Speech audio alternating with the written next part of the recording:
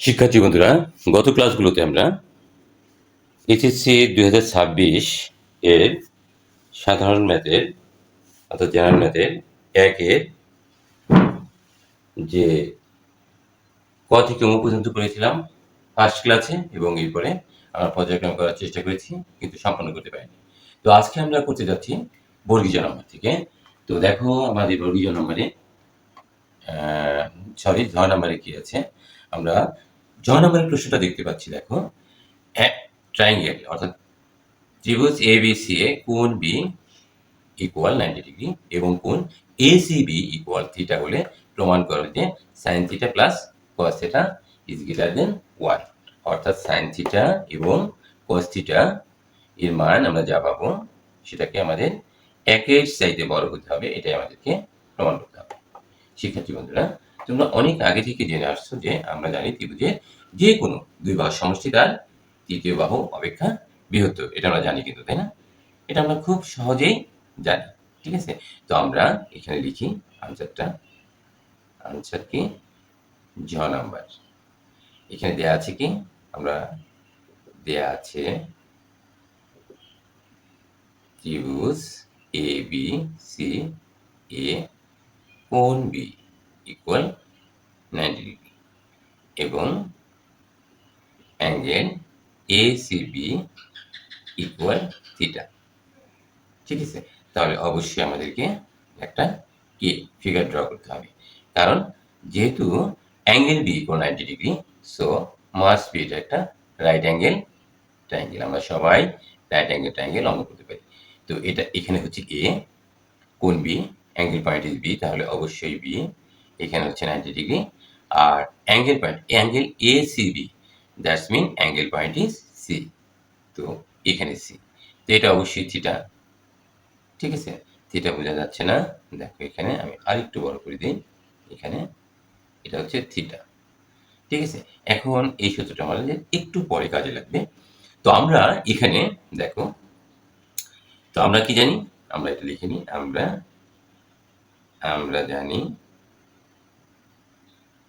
আমরা জানি ত্রিভুজের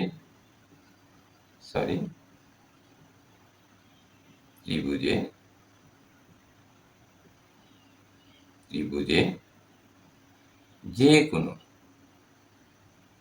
কোনো দুই বাহুর সমষ্টি তার তৃতীয় বাহু অপেক্ষা বৃহত্তর। এটাই কিন্তু আমরা জানি ত্রিভুজের যে কোনো দুই বাহুর সমষ্টি তার তৃতীয় বাহু অপেক্ষা বৃহত্তর। এখন তুমি দেখো, এ বি একটা বাহু, বিসি একটা বাহু, এসি একটা বাহু। তুমি যদি মনে করো A B plus AC plus AC, sorry A B plus BC, আমরা ধরে নিলাম বিসি, এই যে দুইটা বাহু তুমি যোগ করো, তাহলে এখন তৃতীয় বাহু কোনটা? এসি বাকি থাকে, এসি অবশ্যই ছোট। ঠিক আছে, আশা করি আমরা এটা বুঝতে পেরেছি। এখন আমরা লিখতে পারি, এখন রাইট অ্যাঙ্গেল ট্রায়াঙ্গেল অর্থাৎ ত্রিভুজ এ বি সি এ, আমরা কি লিখতে পারি, ত্রিভুজ এ বি সি এ, যেহেতু আমরা এখানে লিখেছি যে কোনো দুই বাহুর সমষ্টি তার তৃতীয় বাহু অপেক্ষা বৃহত্তর, তাই না? তাহলে আমরা লিখি এ বি প্লাস বিসি। দেখো আমরা দুইটা বাহু লিখছি, এখন তৃতীয় বাহু থাকে হচ্ছে এসি। এসির চাইতে অবশ্যই এই দুইটা বাহু যদি যোগ করো, দেখো মনে করো এ বি এতটুকু, এইবার তুমি বিসি যোগ দিলে, দেখছো এখান থেকে এই পর্যন্ত, তার নিশ্চয়ই এসি বাহুর চাইতে বড়। যাই হোক, এত ভেঙে বোঝানোর কিছু নেই, তোমরা এখন অনেক বড় হয়ে গেছো, এত ভেঙে বোঝানোর কোনো কিছুই নেই। এখন আমরা এখান থেকে প্রমাণ করার চেষ্টা করি। দেখো, এ বি প্লাস বিসি লিখি, এ বি প্লাস বিসি, এখানে আমরা এসি দিলাম, এটা কি লেফট সাইড, এখানে এসি দিলাম, এটা নিচে এসি দিলাম। তাহলে আমরা কি বলতে পারি, এসি দ্বারা ভাগ করি, এসি দ্বারা ভাগ করে কি উভয় পক্ষকে, এটা আর আমরা লিখলাম না, আমরা আমাদেরকে বুঝে নিতে হবে। এখন দেখো তো বন্ধুরা, আমরা এইভাবে লিখতে পারি কিনা, এ বি বাই এসি আলাদা আলাদা করে লিখছি, plus BC by AC is greater than, দেখো এসি কে এসি দিয়ে ভাগ দিলে 1। এখন তোমার প্রশ্ন হচ্ছে AB by AC plus BC by AC, see you attentively this figure my dear students. এখন আমরা কি শিখেছিলাম, আমরা দেখো এই রাইট অ্যাঙ্গেল ট্রায়াঙ্গেল থেকে আমরা একটা শব্দ ইউজ করেছিলাম, জাস্ট এটা একটা মনে রাখার কৌশল, এটা কিন্তু অঙ্কের কোনো অর্থাৎ গাণিতিক কোনো ব্যাখ্যা নেই। লাভা আমরা মনে রেখেছিলাম, লা সমান হচ্ছে সাইন থিটা, ল মানে হচ্ছে লম্ব, আর আকারে হচ্ছে অধিভুজ, এটা আমরা অতি লিখলাম। আচ্ছা, লম্ব, লম্বটা কি? হ্যাঁ বন্ধুরা, এখানে একটা প্রশ্ন তোমাদের জেগে মানে তোমাদের মনের প্রশ্ন থেকে যায় যে আমরা লম্ব কি করে বুঝবো। হ্যাঁ বন্ধুরা, দেখো এই যে কৌণিক বিন্দু সি, এই সি এর বিপরীত বাহু হচ্ছে লম্ব, তাহলে এখানে লম্ব হচ্ছে এবি। আবার বলছি, কোণের বিপরীত বাহু হচ্ছে লম্ব, ব্যাস হয়ে গেল। এখন অধিভুজটা তুমি কিভাবে চিনবে? সবসময় মনে রাখবে 90 ডিগ্রি অর্থাৎ সমকোণের যে বিপরীত বাহু সেটা হচ্ছে অধিভুজ। তাহলে সমকোণের বিপরীত বাহু হচ্ছে এসি, লিখলাম আমরা এসি। এখন তাহলে দেখো এই যে এখানে এখানে কি আছে, যে সাইন থিটা, এই যে এখানে থিটা, সাইন থিটা সমান তাহলে এবি বাই এসি, আমরা লিখি সাইন থিটা, এবার প্লাস দিলাম। এখন দেখো বিসি বাই এসি, এটাকে আমরা কি বলেছি, এটা হচ্ছে অধিভুজ, এখানে লিখে দিলে সুবিধা হয়, অধিভুজ। এটা হচ্ছে বেস অর্থাৎ ভূমি, এটা হচ্ছে অপোজিট অর্থাৎ লম্ব, অপোজিট মানে লম্ব, বেস মানে ভূমি বা অ্যাডজাসেন্ট ভূমি, আর এটা হচ্ছে অতিভুজ, এটাকে আমরা ইংরেজিতে হাইপোটেনিয়াস বলে থাকি। তো এখন lava lava for cos theta, এটা জাস্ট কিন্তু সিস্টেম, আমি আগেই বলছি, মনে রাখার একটা কৌশল, কিন্তু এটার কোনো গাণিতিক ব্যাখ্যা নেই। আচ্ছা, ভতে হচ্ছে ভূমি, আর আকারে হচ্ছে অতিভুজ, অতিভুজ। তাহলে ভূমিটা কি, আমরা বিসি পাই, বিসি, আর অতিভুজ হচ্ছে আমাদের এসি, এ সি। তাহলে আমরা বিসি বাই এসি, দেখো বিসি বাই এসি সমান হচ্ছে cos theta, cos theta is greater than 1। এখন আমাদের প্রমাণ দেখো চলে আসছে, সো আমরা লিখতে পারি sin theta plus cos theta is greater than 1। Proved. আশা করি আমরা অবশ্যই বুঝতে পেরেছি। এখন দেখো আমরা পরবর্তী নাম্বারটা আমাদের কি বলছে, পরবর্তী কোশ্চেনটা আমাদেরকে দেখতে হবে। পরবর্তী কোশ্চেন হচ্ছে তোমার কিউ নাম্বার। তো এখানে দেখো যে এটা মুছে ফেলি,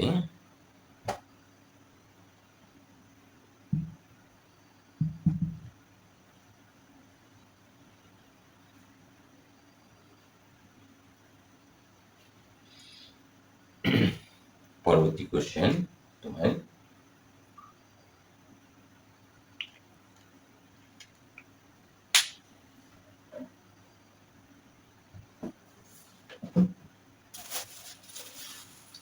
পরবর্তী কোশ্চেন, সমবৃত্ত ভূমিক বেলুনের বক্রতলের ক্ষেত্রফল।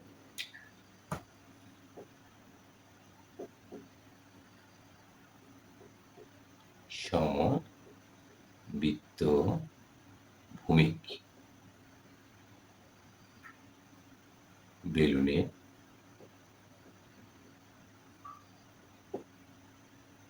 বক্রতলের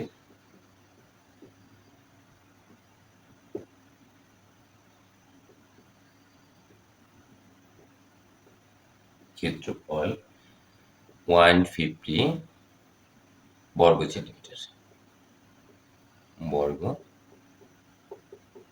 সেন্টিমিটার, এবং উচ্চতা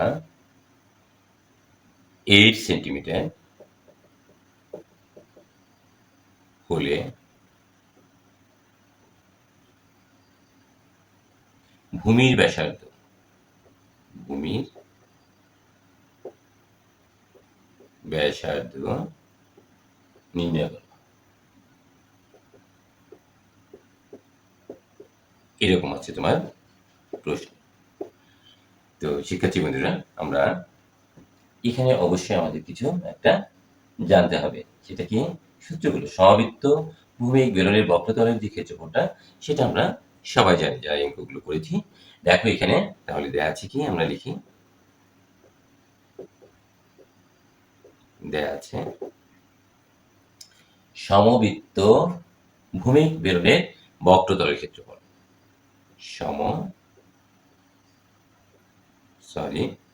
সমবৃত্ত ভূমিক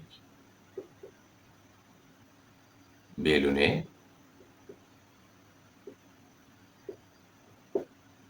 বক্রতলের ক্ষেত্রফল, এটা না লিখলেও হতো, ক্ষেত্রফল 150 বর্গ সেন্টিমিটার এবং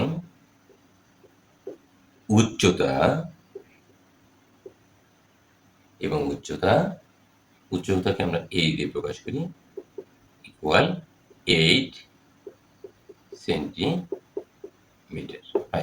এটা আমাদের কোশ্চেনে দেওয়া আছে। এখন আমাদেরকে বের করতে হবে কি, সো কি বলছে, ভূমির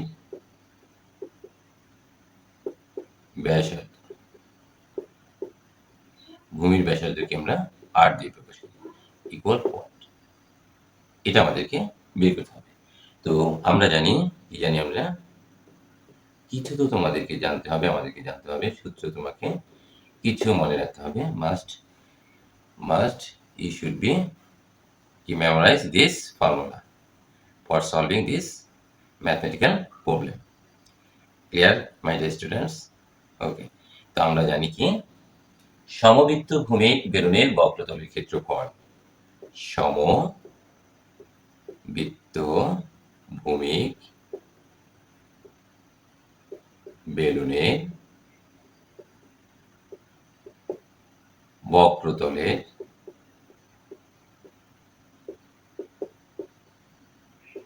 ক্ষেত্রফল ইকুয়াল 2 পাই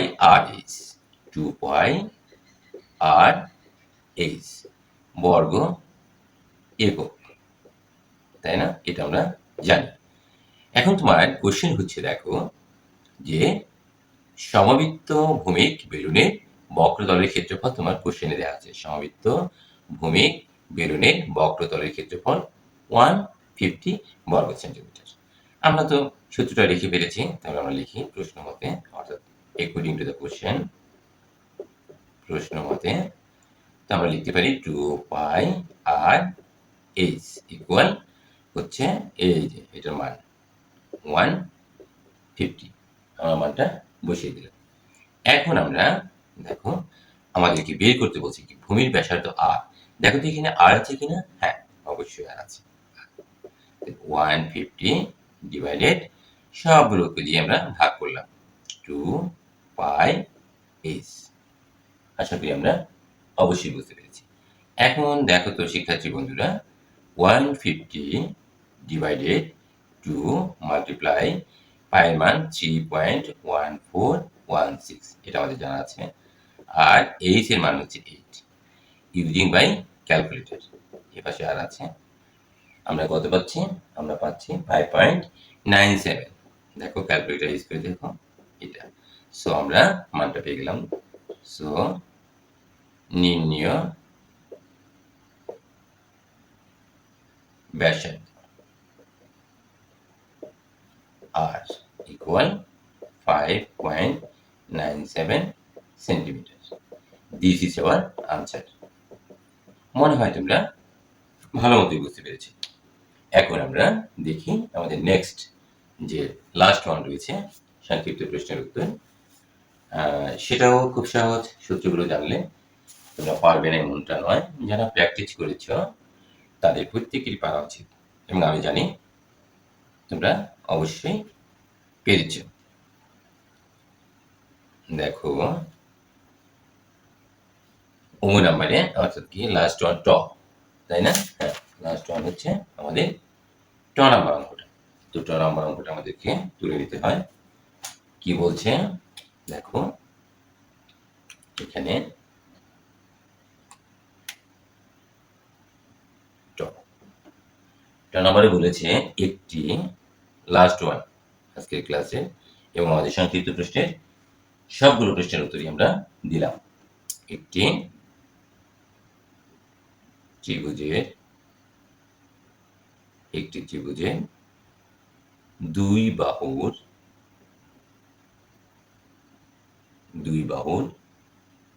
দৈর্ঘ্য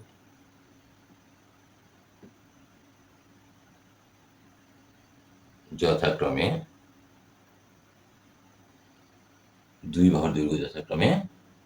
20 সেন্টিমিটার, আরেকটা হচ্ছে ও 10 সেন্টিমিটার, এবং ত্রিভুজটির ক্ষেত্রফল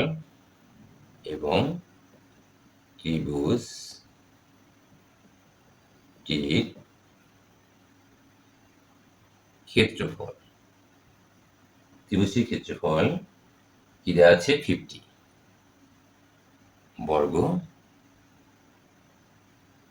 সেন্টিমিটার।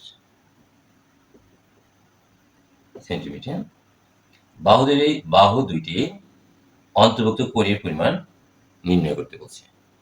বাহু দুইটি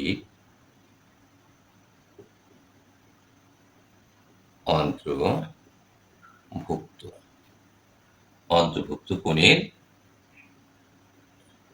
এরকম অঙ্ক তোমরা করেছ, কোণের পরিমাণ নির্ণয় করো। অনেক করেছ এরকম অঙ্ক, ঠিক আছে?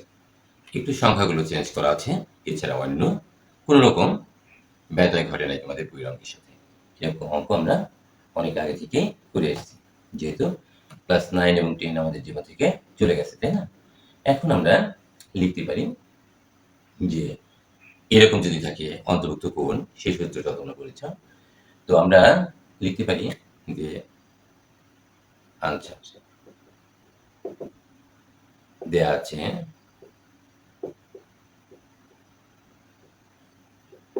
আছে ত্রিভুজের দুই বাহুর দৈর্ঘ্য যথাক্রমে ত্রিভুজের, এটা না লিখে আমরা, যেহেতু আমরা সূত্রে ফেলবো, আমরা লিখি মনে করি বা ধরি, যাই লেখো, মনে করি ত্রিভুজের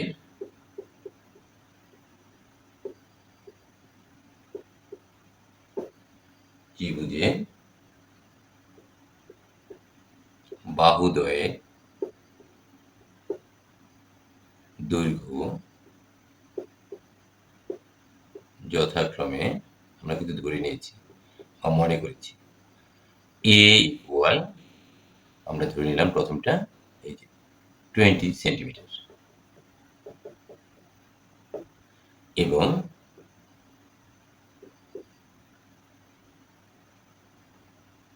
বি ইকুয়াল 10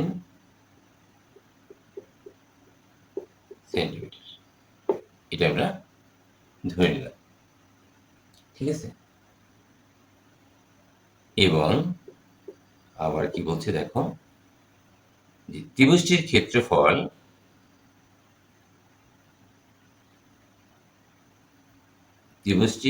এটা আমরা ধরে নিয়েছি, এখানে লিখি, এখানে ত্রিভুজটির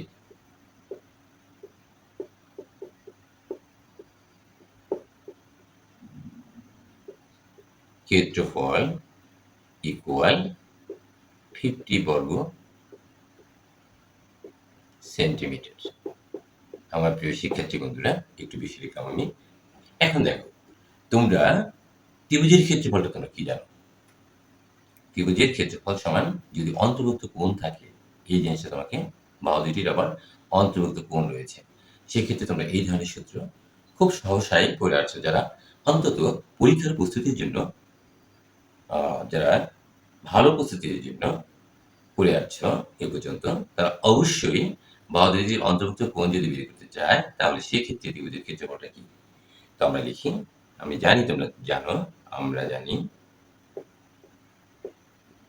জানি ত্রিভুজটির ক্ষেত্রফল লিখে ফেলি। ত্রিভুজ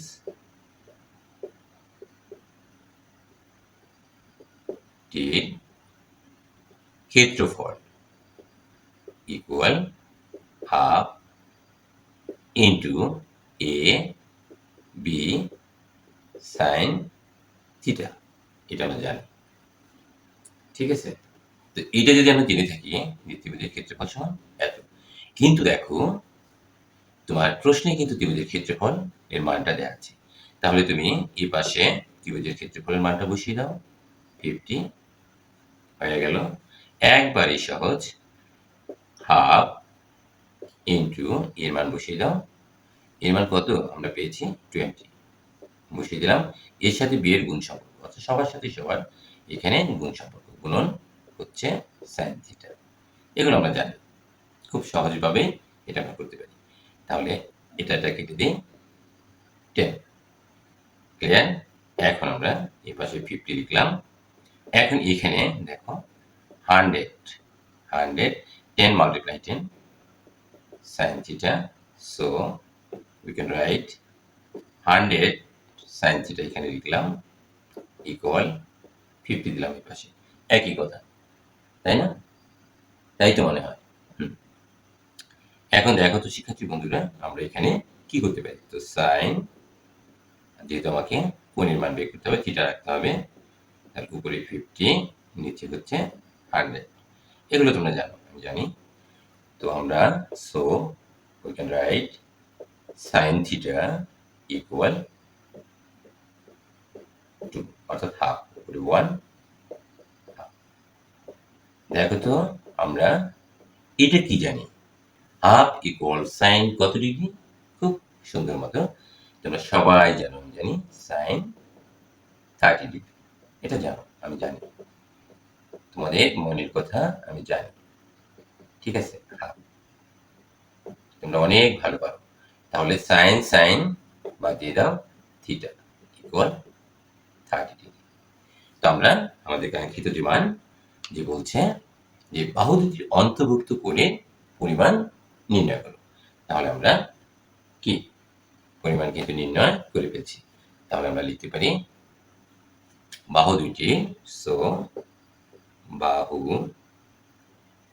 দুইটি